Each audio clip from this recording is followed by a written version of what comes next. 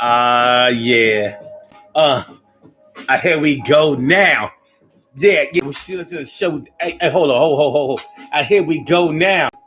Yeah. We got the show down. It's the Daily Gogetemism Show. You think it ain't when it is? You think it won't when it is? We are here and we are in motion. We do this thing. Left lane, face lane, yo coasting. It's going down, baby. Tonight, we're going to talk about something different. We're going to talk about something hot. We're going to uncover a little something that we didn't think that we would uncover before. Tonight, we're talking about the house slave mentality versus the field slave mentality, which y'all know. Are y'all ready for this? Because I don't know if y'all ready. I don't know if you're ready for this here. But it's going down, my dear. You think it ain't when it is. You think it won't when it is. Word. So it's the Daily Gogetemism Show all up in your area. And we are here. And we are in motion. We do this thing. We break it down. I said we do this thing. We break it down now. So let's get it popping, y'all. Daily Gogetemism Show. So pit game. So, we talk about when black people joke around with each other, sometimes when we being serious about checking each other, we talk about the field slaves versus the house slaves. But when you really think about it, both of them were slaves, right? We don't always look at it that way, but they were. So did one have a clear advantage over the other, or did we just pick which one we thought that we came from, or which one that we feel inside of our hearts and our minds, and we kind of went with that? Well, we don't have any real way of knowing whether we were a field slave or a house slave unless we have found a way to go deep back into our family history and see if we can figure it out. But for now, it's the Daily Gogetemism Show. And we're talking about the house slave mentality versus the field slave mentality. Hold on to y'all hats, man, because we're going to get into something so deep. Y'all ain't ready. I can guarantee you. Do you understand? Do you know what I'm talking about? Do you feel me? All right, so let's get it popping. Urban Therapy with Sun 752. And this your daily. The Daily Gogetemism Show. We do this every single day. It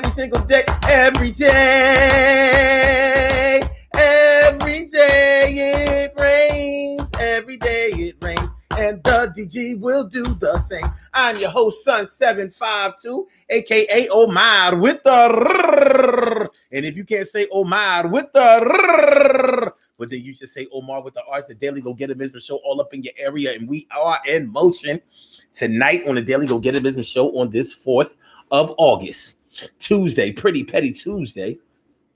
We are talking about the house slave mentality versus the field slave mentality. The house slave mentality versus the field slave mentality. Which one do you think that you have? I'm not saying that either one of y'all have a slave mentality, but we, in all actuality, we all do. And one thing that's evident that we are descendants of slaves is that we still carry on the mentality of divisiveness.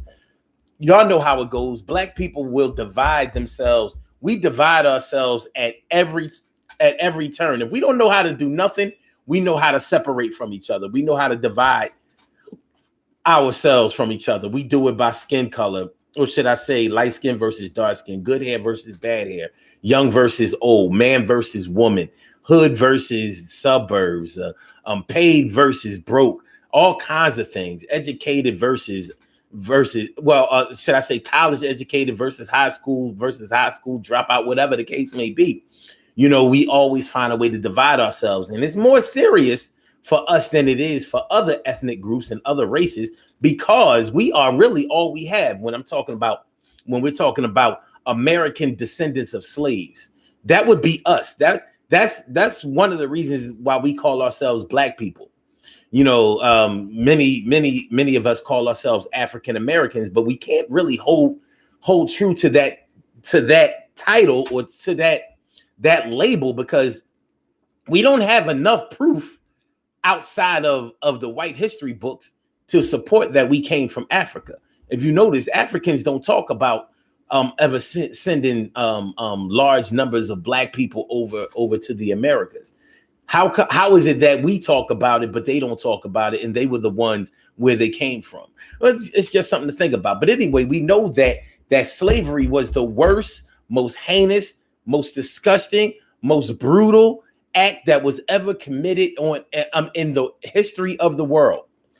And some people don't even understand what slavery was about because in our quest to try to escape the label and the stigma and the pain of slavery, we'll talk about whether the Egyptians had slaves, and they don't realize that the Egyptians didn't have slaves in the way that we had slaves. The Egyptians and all other parts of the world in different eras of the world, they had the word slave was more synonymous with the word citizen. So you had Pharaoh, and then everybody else was a slave.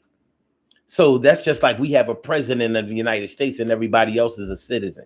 You understand what I mean? So it wasn't a situation where they had lost their religion, their culture, their God, their language. It wasn't a situation like that. It wasn't a situation where they had to buy back or have somebody buy them out of slavery. That wasn't a situation that happened in Egypt or in any other place in the world besides the Americas. It wasn't like that. And when I say the Americas, I mean North America, Central America, South America, and the Caribbean. I'm not talking about anywhere else in the world because it just didn't go down like that. Carol Chamber, let me favor. I said a Carol Chamber, let me favor. I said a Carol Chamber, let me favor. Carol Chamber, let me favorita all up in the house. How you feeling? It's good to see me some you. Thanks for coming on through. And Annette Davis, the number one. What's going on, baby? How you feeling? Let's have some fun. And Robbie Ming, Robbie Ming, my big sis, always here to do her thing. Good to see me some y'all, man. Thanks for coming through. Appreciate it. Appreciate it mucho. And Charlene Curry. Charlene Curry. What's going on, Charlene? How you feeling, Charlene? Listen, we talking about the house slave mentality versus the field slave mentality. Now, don't get me wrong. What we're not going to do on this show is I'm not trying to foster more divisions. What I'm trying to do is see if we can figure out our thinking, our mentality, our mental state as it relates to the way that we interact with each other. This is black on black interaction. And I'm trying to unpack some of the mental, some of the psychological reasons of why we treat each other the way that we treat each other and why we interact the way that we interact. So that's what this show is about. So I'm not here to say that house slaves had it easy or that field slaves had it easy. I mean, had it extra hard, even though that may be true. But let's take a hard look at it, because when we start talking about house slaves, a lot of time, like think about this for a second, y'all. What's the first picture of a black person that comes to your mind when you start talking about a house slave? When you hear the word house slave, what are you thinking? I'm not going to give you a hint. You only have to write it down. You know what I mean? And shout out to y'all who chatting it up in the comments. Good looking for that. And y'all know how we do. You can call into the show if you want to call into the show. Listen, yeah. The number to call is area code 319-527-6199. That's a number to call. I said a 319-527-6199. Yes, y'all. I said a 319-527-6199. Yeah, get on the line. I said a 319-527-6199. Yeah, get your shine, baby, Get your shine, baby, Get your shine, baby, Get your shine, baby, Get your shine, baby, Get your shine, baby, Get your shine, baby, Get your shine, baby. 319-527-6199, baby. Yo, totally uncensored show. You can call into the show, express your passion in any form of fashion. You understand what I'm talking about? 319-527-6199. Make sure y'all hit the like button. Smash that like button. Hit the like button. You're going to be liking this by the end of the show. I guarantee you. And make sure that you share the show and subscribe to the channel if you haven't subscribed to the channel yet. Tonight, we are talking about the house slave mentality versus the field slave mentality. Now, I just got finished asking y'all, when you hear the word house slave, what are the characteristics of a black person that immediately come to your mind? For some of y'all might have immediately thought about a light-skinned person. If you worked in the house, you had to be light-skinned. Where do we get that bullshit from? Because guess what? It's untrue. It's not true. It's not true. It is not true. There were dark-skinned slaves that worked in the house just like there were light-skinned slaves that worked in the house. There were dark-skinned slaves that worked in the field just like there were light-skinned slaves that worked in the field. So, you know, we get into thinking that the house slaves were these special slaves, where they were these extra privileged slaves. But are we taking time out to remember that they were slaves? We weren't talking about citizens. We were talking about people who was bought and sold like livestock, like horses, like cattle, like cows, like chickens. So whether you worked in the house or whether you worked in the field, guess what? You worked for free. You did not get paid.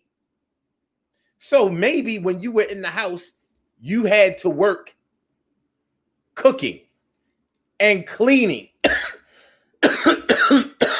Excuse me. Pardon me.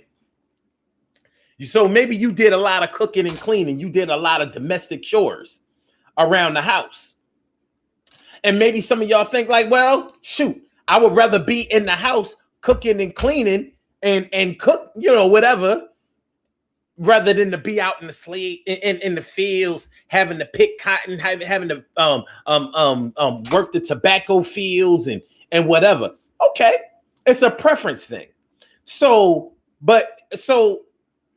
us thinking that house slaves were sort of like corporate America, like they were white collar and the field slaves were blue collar, when both of them made no money. They worked all day and they got no money. But here, so I'm going to take this time out for a second to talk about what I think that some of the struggles of the house slaves were. I'm thinking I better get some water. Hold on a minute, y'all. Let me get some water.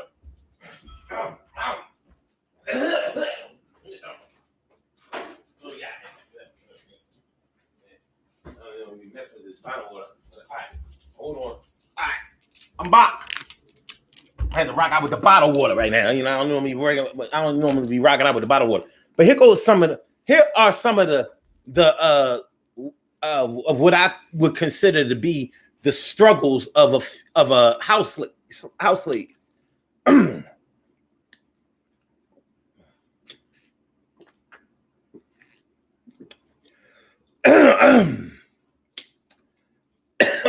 Something is on the back of my fucking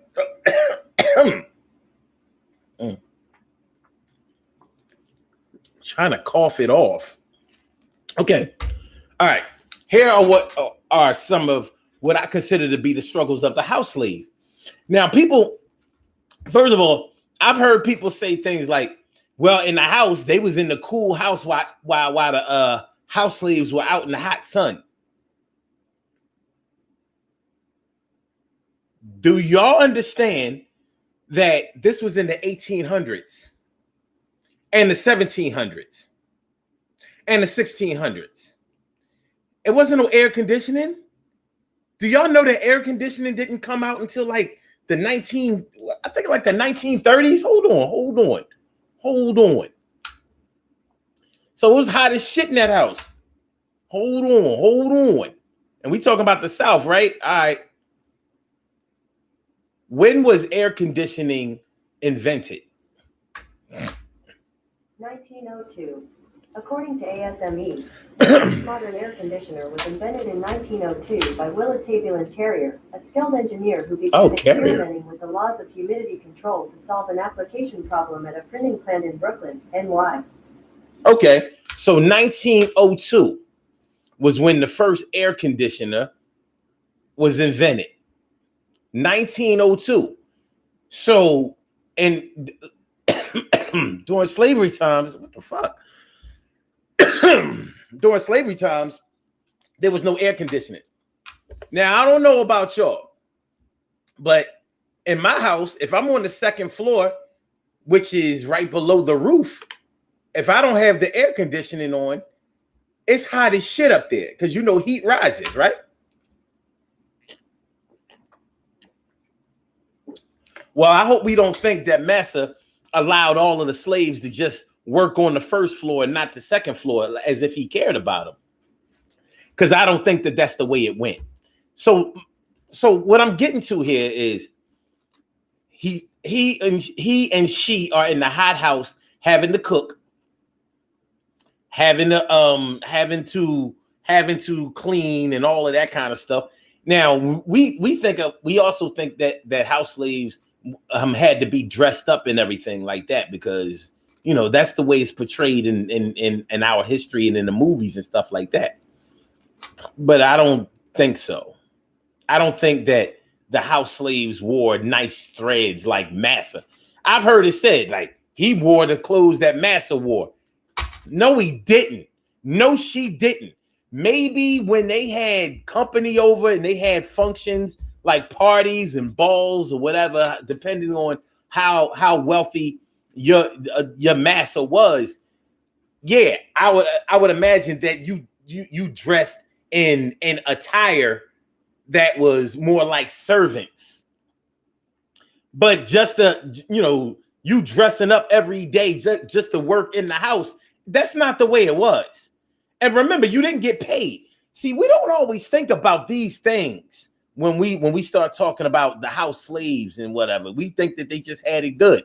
A bunch of light-skinned slaves that didn't have to do any real work out there in the fields. That's what we think, which means that we're not really thinking. What's going on? Shirley Sure, the world's most precious and greatest pearl in the world. Shirley Sure, the world's most precious and greatest pearl in the world. What's going on, by your family? Good to see me some you. That's my word. Yeah, I said. Good to see me some you. Oh, yes, I do. Oh, but yeah. So all right. So I think we need to get away from that type of thinking. Hold on.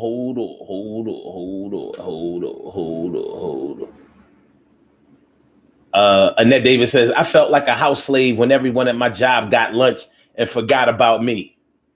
You felt like a house slave? Shoot, if you was a house slave, you would have been the one making the lunch. If you was a house slave, you would have been the one making the lunch. Yeah, Annette Davis, the number one. You'd have been making the lunch. Annette Davis, the number one. Annette Davis, the number one. What's going on? But anyway.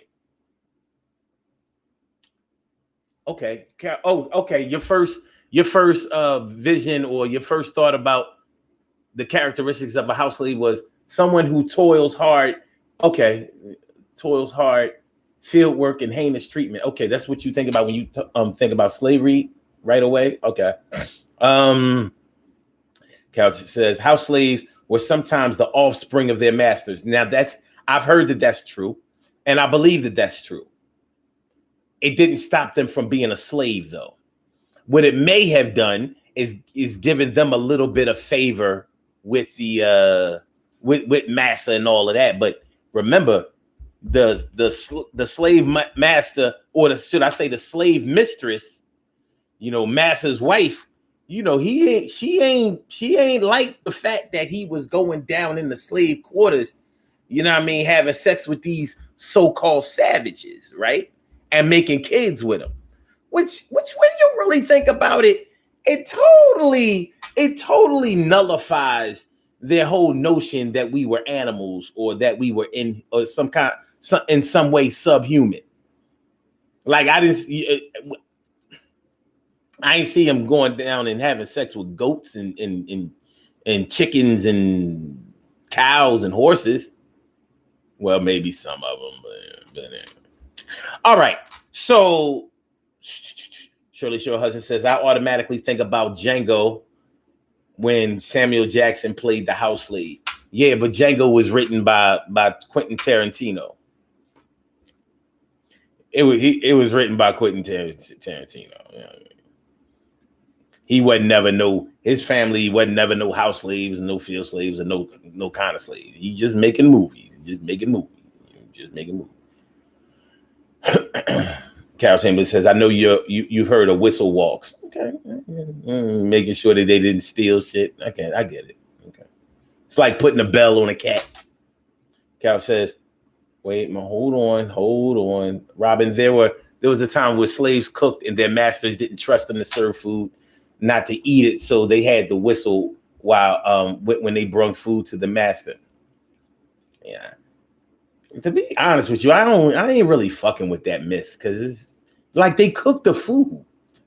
They cooked the food. Like they wasn't going to eat none of it. It doesn't make any sense. You had to keep your slaves nourished. You couldn't starve them.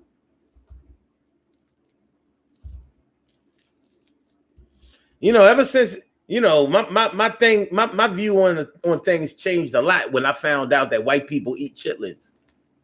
You know, you be thinking that only black people eat that slop, right? No, it's not. And guess what? That's not even an American thing, that eating chitlins thing. No, that's not something that they just gave the slaves. They started eating chitlins over in Spain. That's where they eat chitlins to this day. Chitterlings. What's going on, T. Carrie Wright? Thanks for coming through tonight. It's good to see you. And you know that's right. Emily Dunlap in the house. I said it. Emily. Good looking out. Good to see you. Okay. Carol says, exactly, Omar. But the women were not treated any better because they were not treated better because they may have been there also. Exactly. Well, here are some things that probably happened. If you were a mulatto back then, what you probably had an advantage with is you may have been taught to read because you had brothers and sisters, you know, masses, kids. So you may have learned how to read. You may have been taught some things,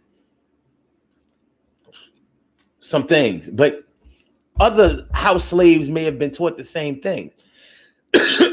And actually, there were plenty of field slaves who were taught how to read and count too, because some slaves, even field slaves, were they would drive the stagecoach for massa.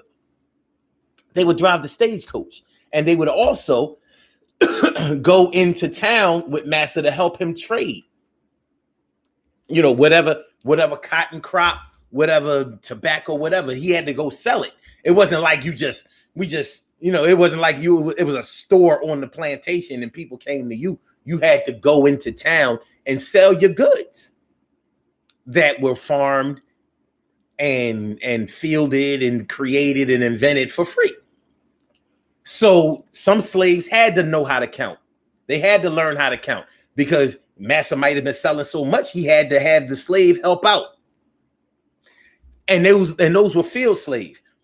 Don't get me wrong. I'm not trying to glorify or minimize the effects or the brutality of slavery.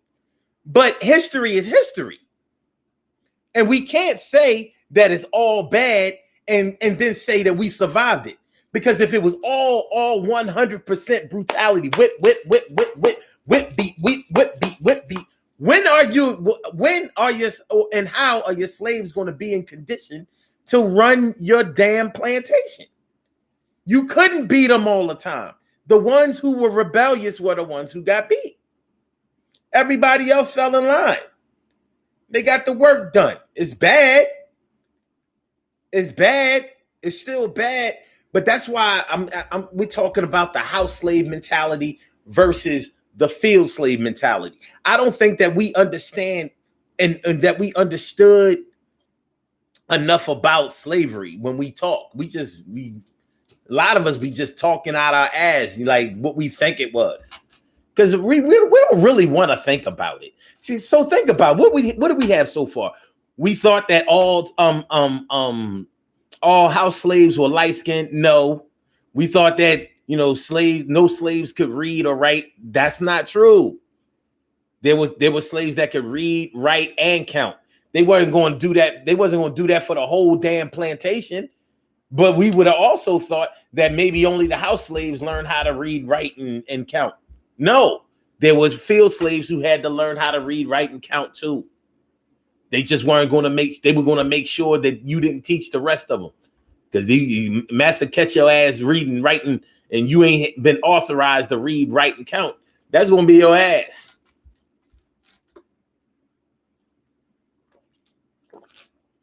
But shit, when you really think about it, just like now, plenty of us read, write, and understand and know more than others. But do we teach it to our brothers and sisters? No. No, we don't teach it to our brothers and sisters. We keep it to ourselves. Like, well, you know, I got mine. You got to get yours. And I'm not talking to any of y'all personally, but you know people who do that shit and act that way just like I do. Now, my question to y'all is, the people who do that kind of shit, are they the house slave or are they the field slave? Because we're talking about some of the misconceptions of the house slave mentality. Well, what about the field slave mentality? We always look at the field slaves like it was a bunch of dark-skinned slaves. They were probably stronger because they had to work in the fields more. You know what I mean? They were probably totally illiterate, and they were probably brutalized a lot. They were the ones who got whipped all the time. They were the Kunta Kintes and the Kizzies. No, wait. Kizzy was Kunta's daughter, Toby's daughter. What was Toby's wife's name? Many times as I saw Roots, and that's clearly double-digit times, and it's slipping my mind. If one of y'all remember, let me know. Samaj Network, what's going on? My brother, Samaj Network. You know what I'm saying? You know, Alabama's all up in the house. How you feeling, my G? Good to see me, some you. Thanks for coming on through like you do. Word up. So we're talking about the house slave mentality versus the field slave mentality. So yeah, when we think about the field slave, we think about these big, strong bucks that probably were the only ones who ever thought about escaping. You know what I mean? The only ones who had it really, really hard, had it much harder than the house slaves, right? All right. Okay. So do we also think that the field slaves were united? Because I sometimes get the feeling that we think that the field slaves were more united, like they were more community oriented. Like these house slaves, they ain't want to have nothing to do with the field slaves. You know what I mean? Like, them suck ass, field slaves, you know what I mean? They savage, they don't know how to act, you know what I mean? Oh, sweaty black niggas. Let me put y'all on to something. Because we live in the hood, not all of us, but you know what I mean. Even if we don't live in the hood now, a lot of us come from the hood, or we're hood associated. And are we all community oriented?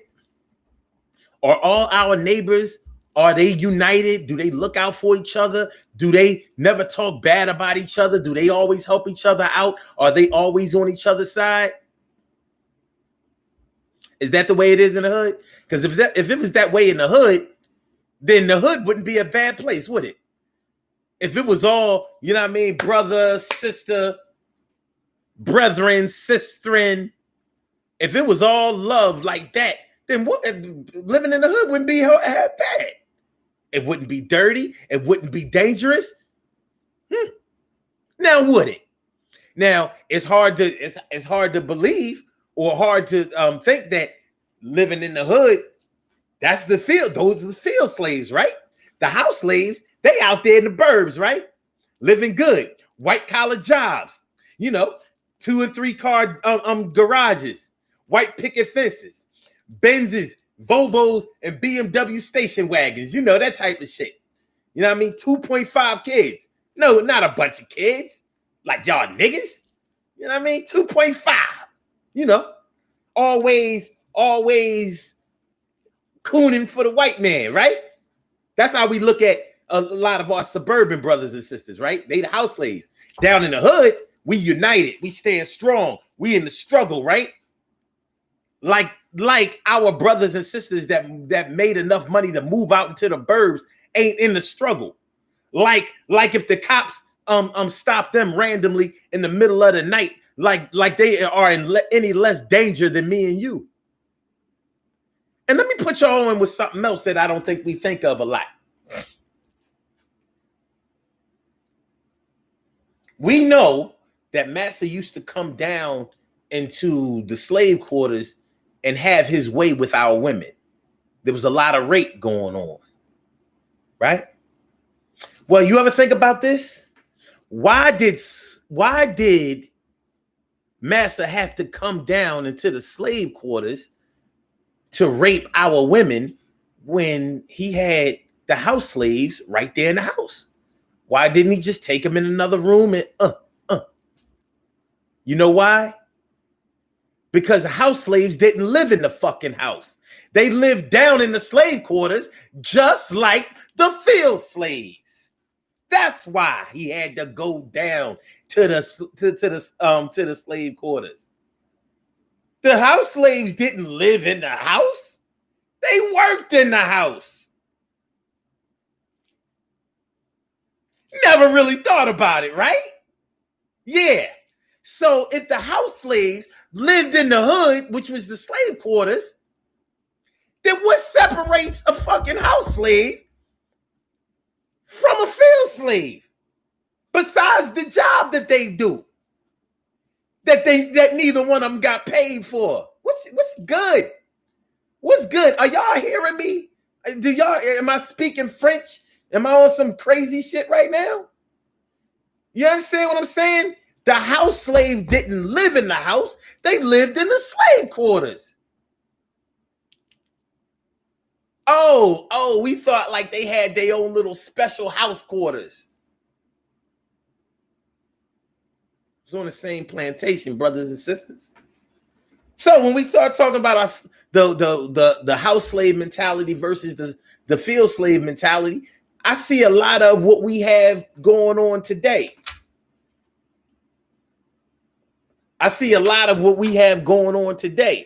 We believe, well, you see it now. We think that, we still have that same slave mentality. Light skin is good, dark skin is bad, light skin pretty, dark skin ugly.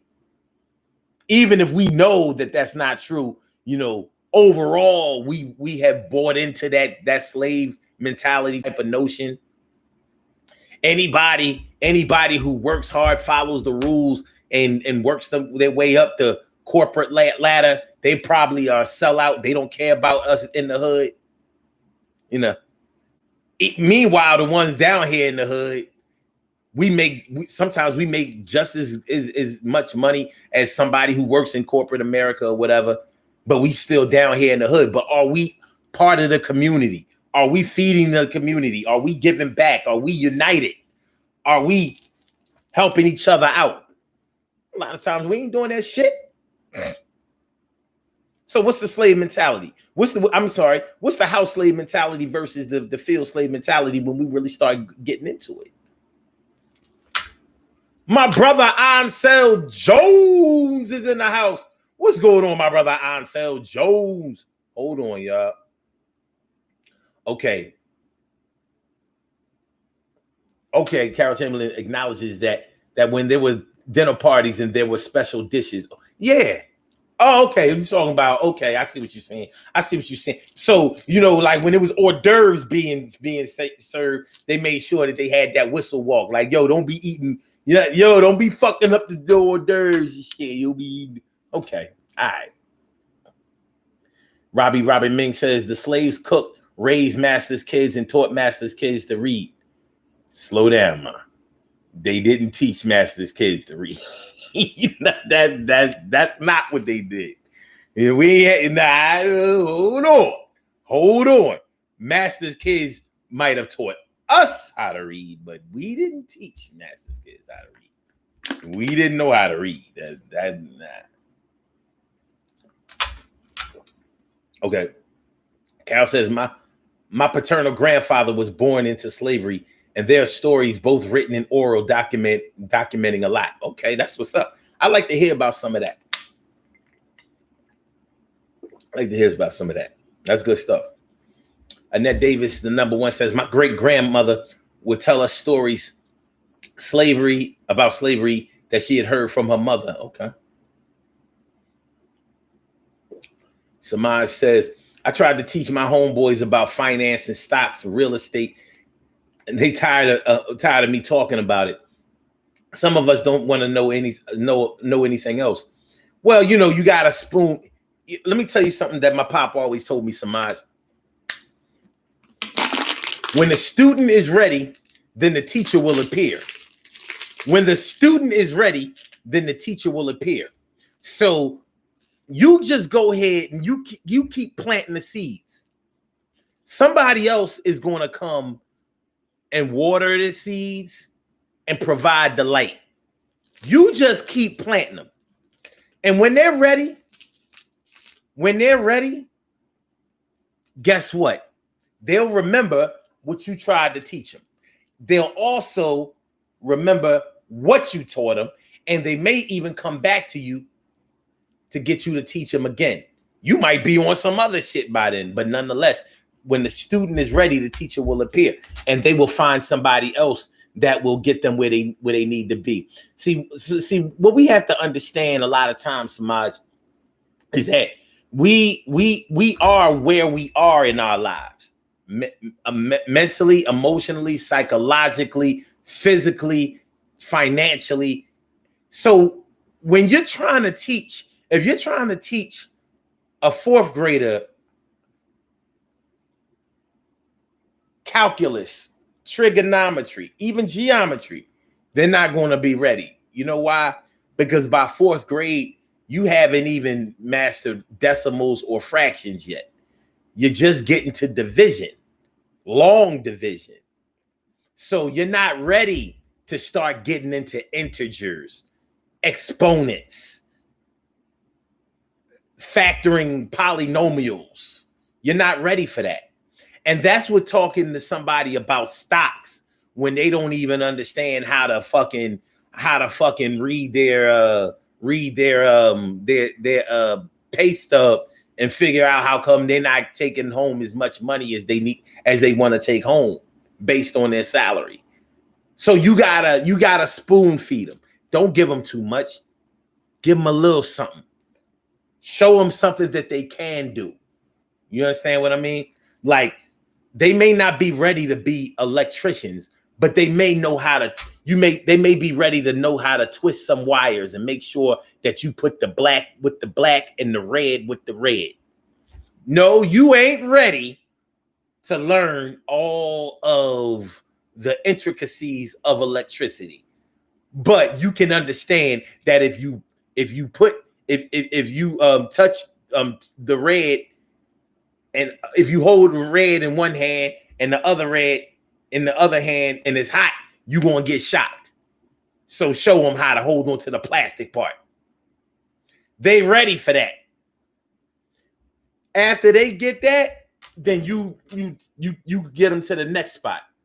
Or should I say the next step? But don't get too frustrated with them. They're trying. But they're living for today. They can't see your vision yet. Not yet, but you keep pushing, because it's not up to you to save the world. It's up for you to help the world be safe. So just do your part. Plant your seeds. The universe, God, karma, and everything will come and water and provide the light, and it will grow. Ain't no way around it. All right, Carol Chamberlain says the women were not the only ones raped. You heard of buck breaking. Yeah, I know.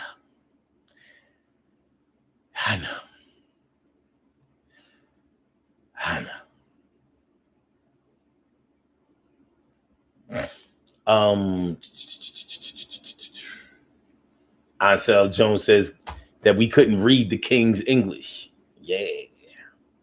Shit, we don't use the King's English in the Americas anyway. We have our own dialect. We don't sound like people from England. We don't speak English like people from England. So how are we talking about we speak in proper English? Don't you have to be from England to do that? In that accent, that dialect, that vernacular? I'm taking it too far. My bad. 319-527-6199, y'all. If y'all want to call into the show, call 319-527-6199. I get you on up in here. Express your passion in any form of fashion. No censorship. Y'all know how it go. No censorship, baby. Yeah. It's the Daily Gogetemism Show. We're talking about the house mentality versus the house slave mentality versus the field slave mentality. All right. Somebody says, damn, I never looked at it like that. Yeah, somebody, you know, they're not ready. And you don't want to burn yourself out. I know how it is. I know how it is when you want to help your people, when you want to pull them along, when you want them to see the ideas and the vision that you have, when you really, genuinely, and honestly want to help them. And they like, nah, they ain't ready for that help. So just give them the help that they can use for now. And it's going to be y'all ride, and everything is going to be y'all ride. Help the babies now. And everything is going to be y'all ride, and everything is going to be y'all ride. Plant your seeds, God. And everything is going to be y'all ride, and everything is going to be y'all ride. Yet the light shine, and everything is going to be y'all ride. It's going to be y'all right in due time. Yes, it will, baby. Alrighty then. And then David says, a lot of people don't know the origin of the word motherfucker. Oh, boy. Y'all getting deep. Listen, we just talking about the mentality of the house slave versus the mentality of the field slave. I need y'all to do me a favor. Which one do y'all think that y'all identify with more? Are you a field slave or are you a house slave? You know, we all like I ain't gonna say us all, but it seems to be more popular among us to identify with being a field slave. Nobody want to cop out to being a house slave. Like, well, that mean I'm bougie, and that mean I'm not down, and that mean I don't care about my people and all of that shit. Shit, your house slave ass was basically a housekeeper. You cooked, you cleaned, you still had domestic duties that were field duties too. So where a field slave may have taken care of the horses, you had to clean up the shit behind the horses though. That house slave shit wasn't sweet like that. You still didn't get paid. So what your no pay was higher than the field slaves' no pay?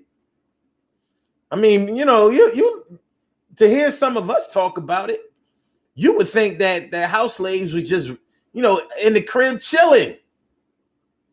Like, yo, master. Hey, yo, master. What's up, dad? What's up, master? All right, man, look, I don't feel like working today. What I'm gonna do is I'm gonna cook a little something for Master Sally, for Mistress Sally, and then you know I'm gonna go chill I'm gonna go chill in the hammock. We good, Dad? Master, we good? Motherfucker, what? Nah, it wasn't like that. But that's how we be thinking. So what do y'all think? Okay, Annette Davis says, I've been both, actually. Okay. Emily says, I'm planning a trip to England if Rona ever leaves. Like England had it first. Oh, okay. You mean after so you want to go to England? Why England? I mean, it's pretty nice. It's mad expensive. Crazy expensive. Okay. Cheryl Hudson says, truthfully, I would be a dead slave. Nah, no, you wouldn't. I hear people say that shit all the time. Like, yo, with the way I am, they would have killed my ass. No, you are the way you are because you ain't never been a slave. See, if you was born a slave and you ain't know no other way around it. See, if you didn't understand nothing about freedom, if you ain't never been to another plantation in another town, city, state, you know what I mean? If you never knew nothing but but working for free and not being able to read, write, research, and understand that there was a different way of life than what you were living, yeah, you'd have probably been a problem. Other than that, your ass would have fell in line just like everybody else did, because it was about survival at the end of the day. Just like now, what's the difference now? What's the difference now? Our rebels now just go to jail.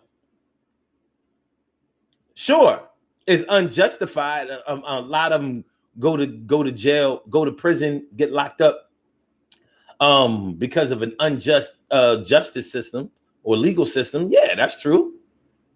But what was more unjust and more unfair than slavery? But when you don't know anything else,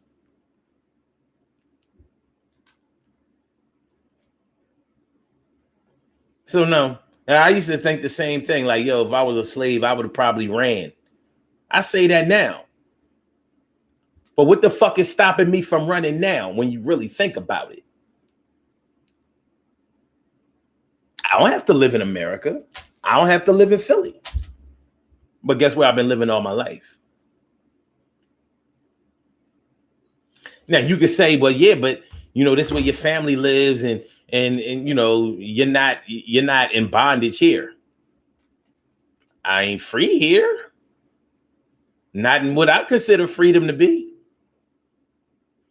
Think about the people that you know that left Philly or wherever you live and never came back. They talk about Philly like it's the worst place in the world. I mean, on one end, they proud to be from Philly because we supposed to be hard and tough and all of that shit and all of that. But when you talk about them moving back, they be like, no. Fuck Philly. Because they couldn't make it here. Well, they couldn't make it in the way that they wanted to make it. I'm not saying that they weren't successful in their careers or anything, but they couldn't find the happiness here that they wanted to find. And that's slavery. So they moved. So I don't know too many people more rebellious than me. Well, yes, I do. But nonetheless, if I was a slave back then, I probably would have found a way to make it as a slave. You know, would I have run from here on August 4th, 2020? Sure, I think I would have ran. But when I start breaking it down and being honest with myself, the reason that I never left Philadelphia to live is because my people are here and I love them. I have 2 elderly parents that I love. And I can't fathom the thought of being too far away from them in an emergency situation. I can't imagine having to get on a plane if my mom got sick. She lives close to me. I can hop right in the car, or I can run over there and be there in 20 minutes. Running, maybe 15, 10, maybe. That's important to me. It is. I'm not saying that the people who have moved didn't care about their parents or whatever, but I'm just saying my reasons are my reasons. So who's to say that if I was a slave back then that I wouldn't have felt the same way? Like, yeah, I want to run to the north, but if my mom is not, or whatever, whoever, if they're not in a condition to come with me, I'm not going to feel free. And if we want to talk about runaway slaves, when we really think about it, we talk about they went to the north. They went to the north to be free. Well, let me ask y'all something. Let's get a little deep here. Where can a black person go and be free? You may have been free from chattel slavery, because if you didn't know, that was the form of slavery that was practiced in the Americas. It's called chattel slavery, and chattel means property. So we were property slaves, basically. But yeah, if you escape to freedom, but you aren't around a bunch of free people, are you free? Y'all can marinate on that. Because racism has always been prevalent. And there were plenty of slaves, ex-slaves that went up north and were captured and sold back into slavery. And not by slave catchers from the South, from white people up in the North that said, nah, I ain't one of them abolitionists. Say sell we gonna bust your black slave ass right back down there, down south.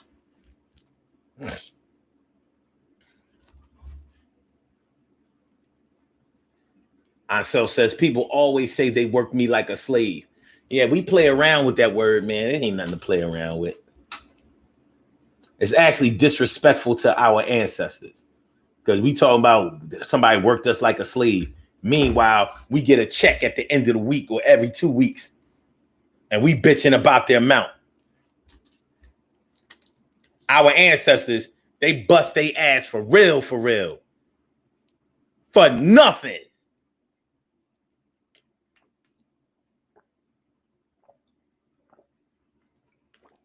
And after slavery was done, then a lot of them were sharecroppers.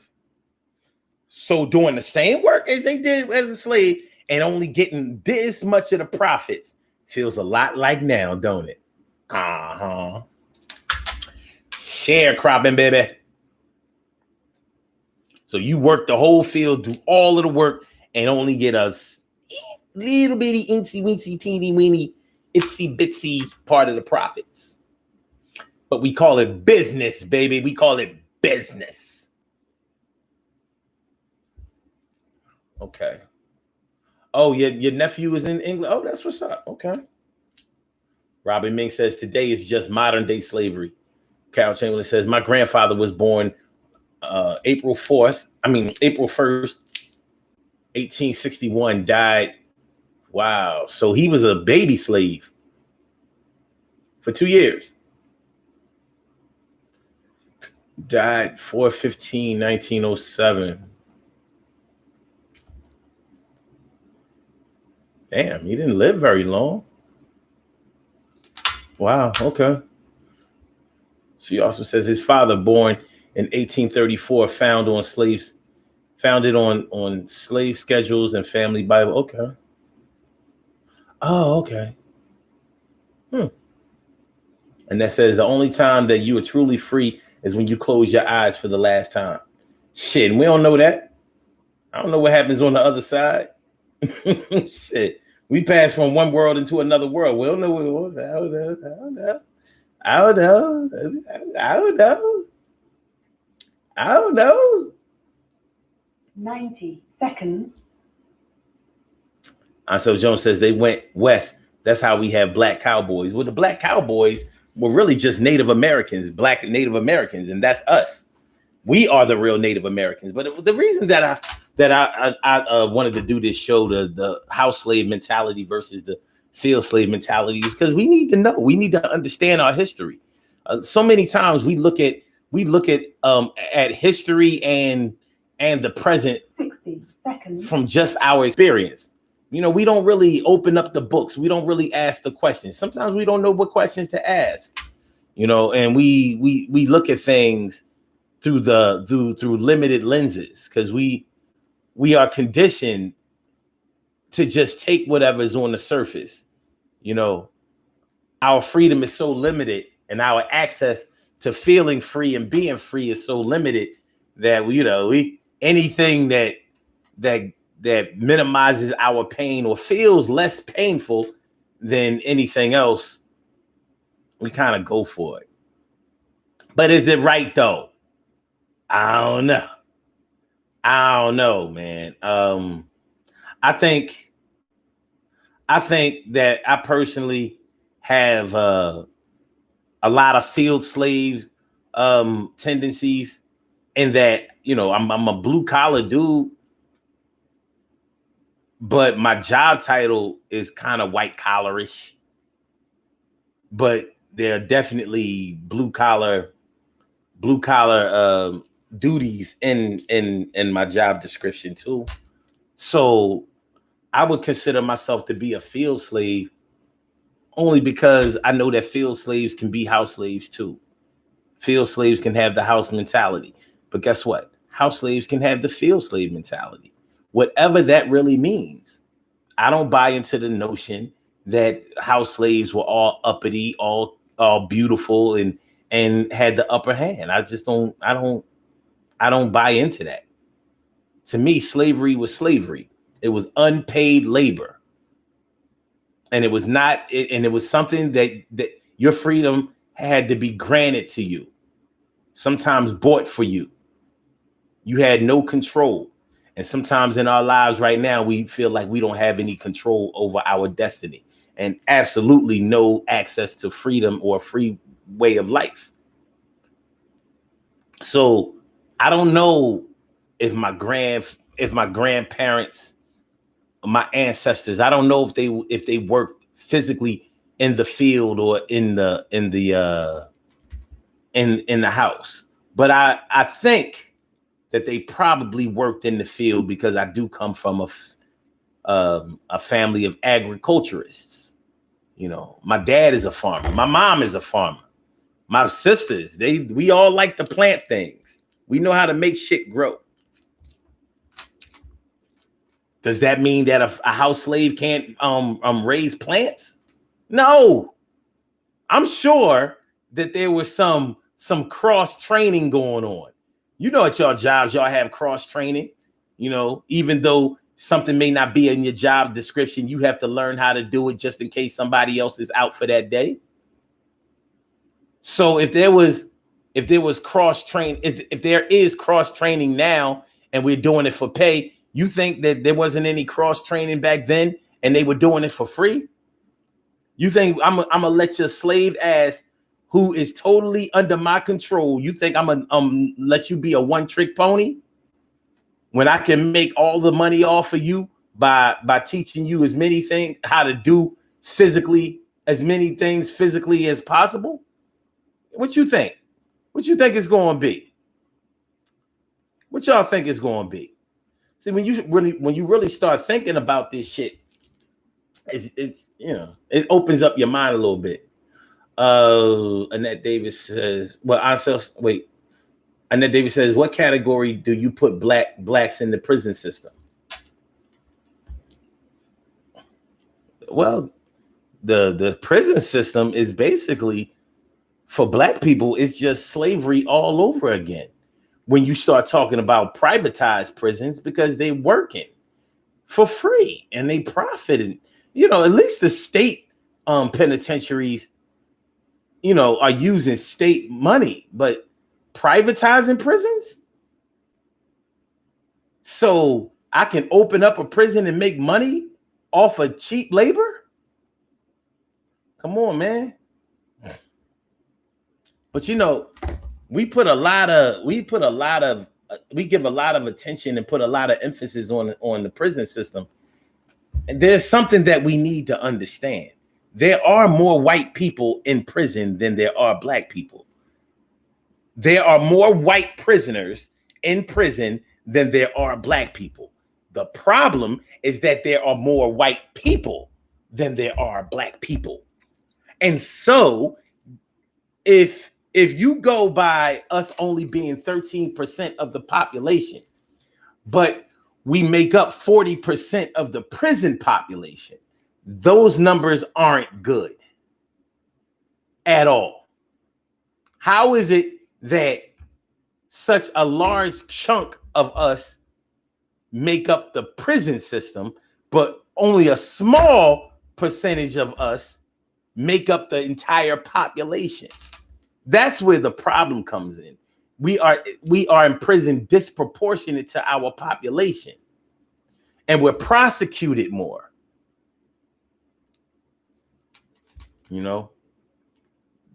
Can't afford and don't know that much about legal representation. We don't know our rights.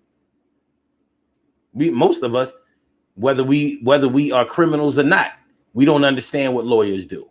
And them lawyers are not teaching us what they do, whether they black or white or whatever. That's just the truth of the matter.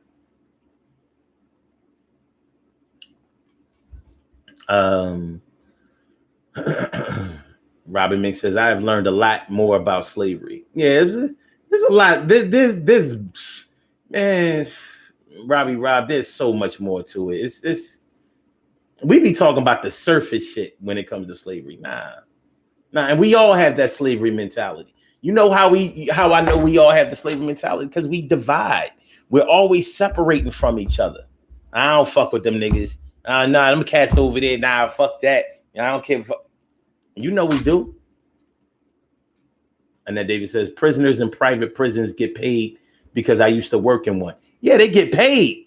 But look at how much they're getting paid. Because they're doing work that should be paid. That should be paid a real working wage. You are doing real work. Shouldn't you get real money? So I never said that they working for free, but they're working for, you know what I mean? Cents on it. Okay. Let's look it up. How much do prisoners who work in privatized prisons make?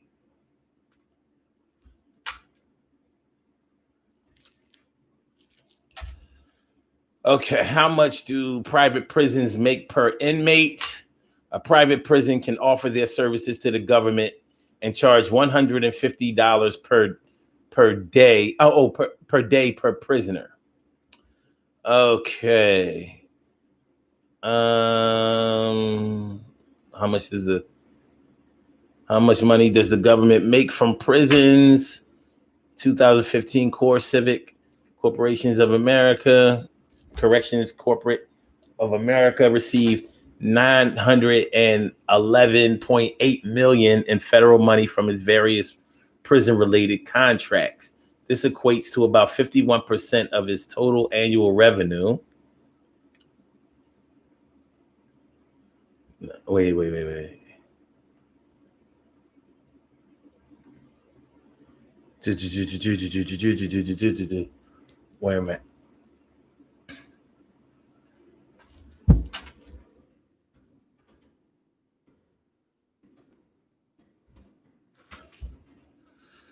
Okay.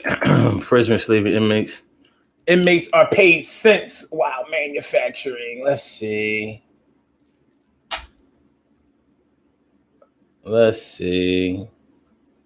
In California, prisoners earn between 30 cents and 95 cents an hour before deductions. Correctional standards promulgated by the American Correctional Association provide that sentenced inmates who are generally housed in maximum, medium, or minimum security prisons be required to work, and be paid for that work. 30 cents an hour or 95 cents an hour.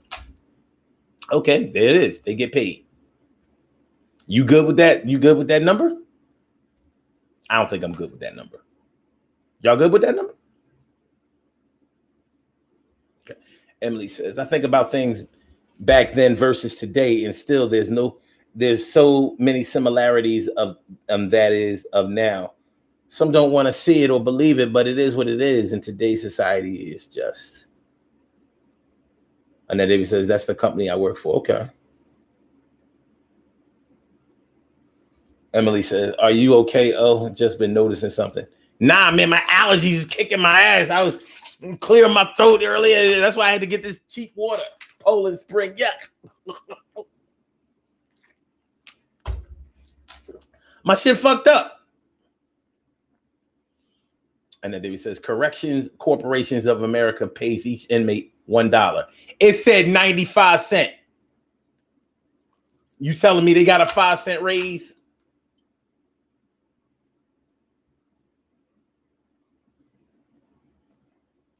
Nonetheless, the work that they're doing is worth a lot more than what they get paid. So it is another form of slavery.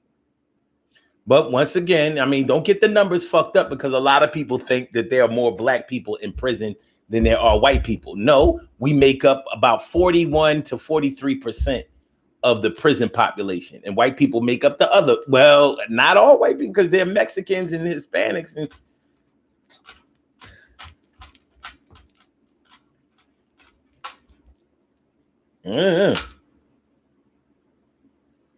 And that he says, I know for a fact, believe me. I believe you. I got you. Okay. Okay. $1 per, okay. $1 an hour. Okay. All right. So on an 8-hour day, you made $8. I mean, you good with that? Like I said, I'm not good with that. I ain't good with that. Me not feeling that. But I guess it beats a blank, how some people would say. It beats a blank, right? No, I guess it does. Yeah, let's keep it positive. We're talking about the house slave mentality versus the field slave mentality. The house slave mentality versus the field slave mentality. So the house slave mentality of me says, $1 an hour. At least they getting something. The field slave mentality in me says, the fuck out of here.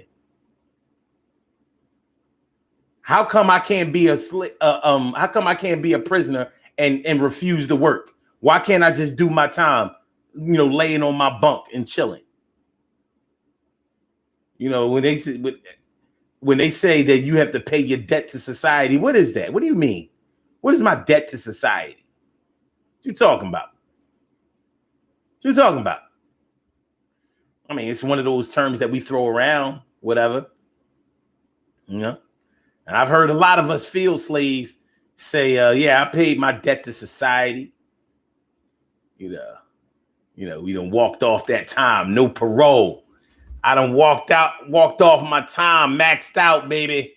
Maxed out. Now, I know you ain't good with that, Annette. I know you ain't good with it. No way you was going to be good with that.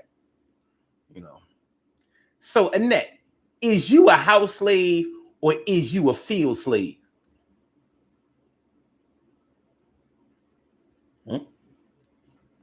Which one is you? I want you to think about that long and hard before you just go answering. All willy-nilly. Is you... You said you both? Okay. You stomp your ass out of the house and go work in the field. Yeah, but I don't, I didn't understand.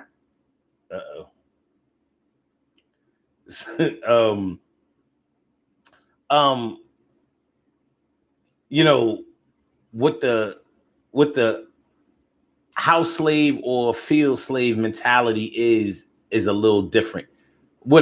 Only thing I really wanted to do was tear down or clear up some of the misconceptions that we may have about slavery in general and our mentality as it relates to that. You know what I'm saying?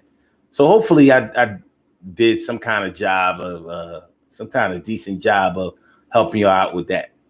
Because this shit is real. You know what I'm saying?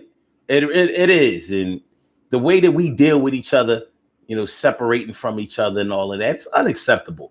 But we accept it way more than we say that it's unacceptable, but we can do better. And I'm here to help us do better. And we're going to get it together. Everything is going to be all right. Yes, will. And everything is going to be all right. You're thinking what until the rest of the night? Yes, we do. Word. All right, y'all. So we about to do these birthday shout outs and then we're going to get on up out of here. Do you understand? Do you know what I'm talking about? Do you know what I'm talking about? Hold on. What is this bullshit? All right, let me get it out of here.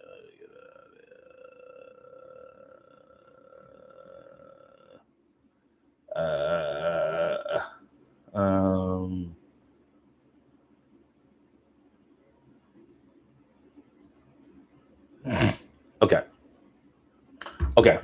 Do these birthday shout outs. Some people were born on this glorious August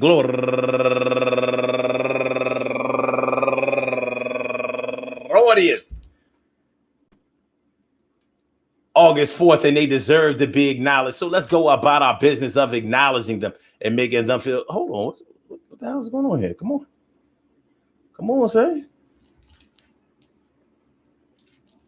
Okay, there we go. So let's go about our business of acknowledging them and making them feel special because they are special, because they are special, because they are S-P-E-C-I-A-L. They are S-P-E-C-I-A-L. They are number one out the box. My girl from Milltown, Tanya Christian. Tanya Christian. Go get a Tanya Christian. What's going on, man? Happy birthday to you. And also Jay Desired, happy birthday to you. And Janine Jackson turning 38 years old today. She got...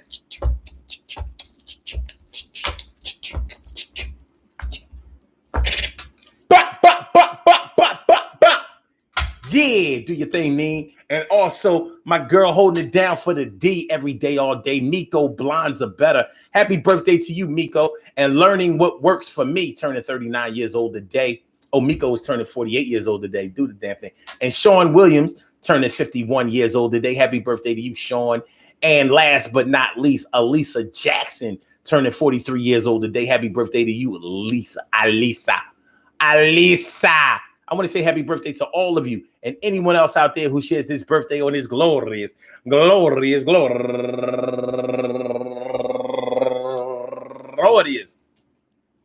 August 4th, anywhere out there in the world, worldwide, internationally, and universally. All of y'all go ahead and turn up, but don't turn up too loud. Just turn up loud enough so everybody can hear you. Rock out, rock on and do the damn, to rock out, rock on and do the damn, rock out, rock on and do the damn thing. You do your thing, y'all. Represent the queens and kings. You do your thing, y'all. Represent the queens and kings.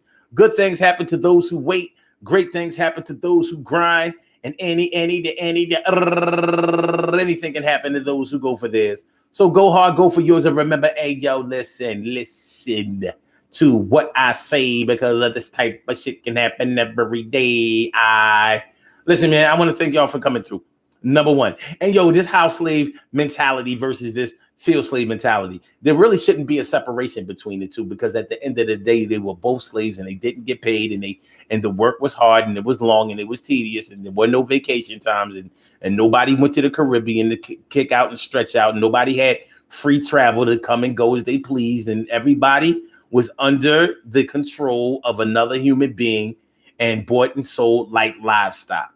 So you can say that the house mentality is bougie and they light skinned and they prettier and they think they better.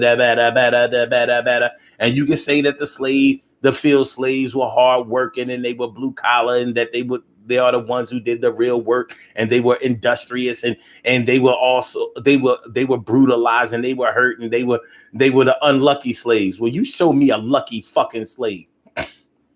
That's what I'm going to need you to do for me. Show me a happy slave, a lucky slave, a privileged slave. Show me, because I would like to see exactly what that looks like, son.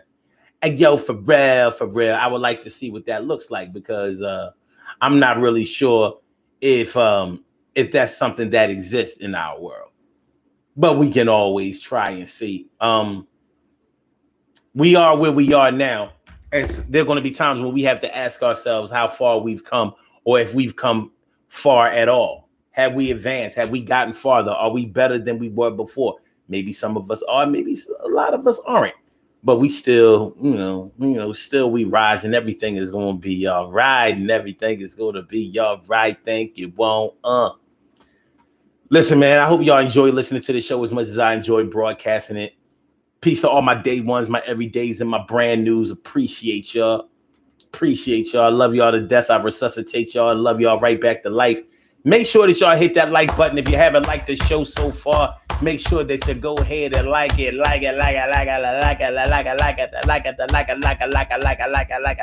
And also, I say, and also, make sure that you share the show. Share it to all your social media networks. And subscribe to the channel if you haven't subscribed to the channel yet. Thanks for coming through. We be right back at you tomorrow night, 7:00 Eastern Standard Time. So, and go ahead and watch this show over. It's a good look. I'm watching it over now. I'm already at the all the way at the beginning. So let me get out of here, y'all. Yo, all right, Blog Talk. I'm gonna holler back at y'all. Peace, y'all. Peace. And for my Blog Talk, I mean for my YouTubers, I holla back, y'all. Peace. Love is love.